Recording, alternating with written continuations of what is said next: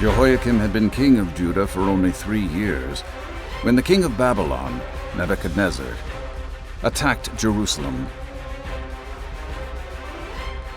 King Nebuchadnezzar conquered the holy city and took many sacred objects from the temple and took them home with him to add to the treasures kept in the house of the king's false god. In addition to the sacred treasures, the conquering army took many prisoners along with them when they left Jerusalem. King Nebuchadnezzar commanded his chief of staff to bring into his palace young captives who could serve in his court. These young men needed to be strong, healthy, good-looking, and well-educated.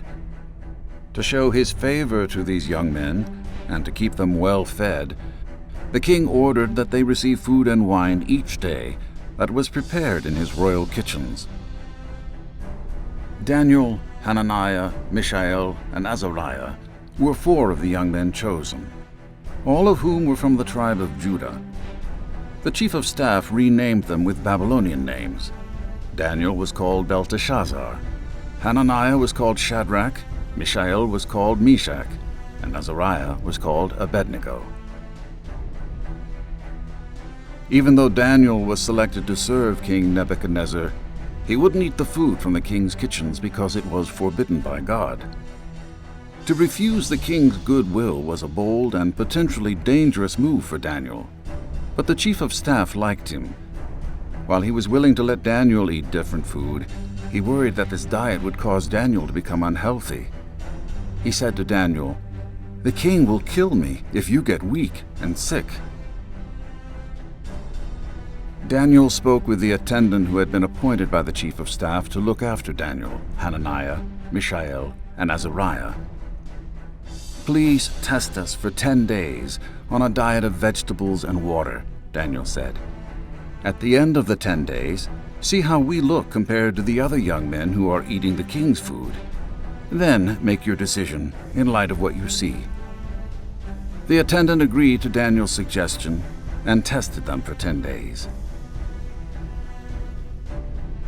At the end of the 10 days, Daniel and his 3 friends looked healthier and stronger than the other young men who had been eating the king's food.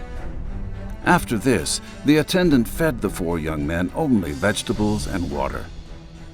Because the young men's decision honored God's law, the Lord blessed them with wisdom and understanding. Daniel was given the special ability to interpret dreams. When the training period ordered by the king was completed, the chief of staff brought all the young men to King Nebuchadnezzar. No one impressed the king as much as Daniel, Hananiah, Mishael, and Azariah, so they were brought into the royal service. Whenever the king consulted them in any matter requiring wisdom and balanced judgment, he found them 10 times more capable than any of the magicians and enchanters in his entire kingdom.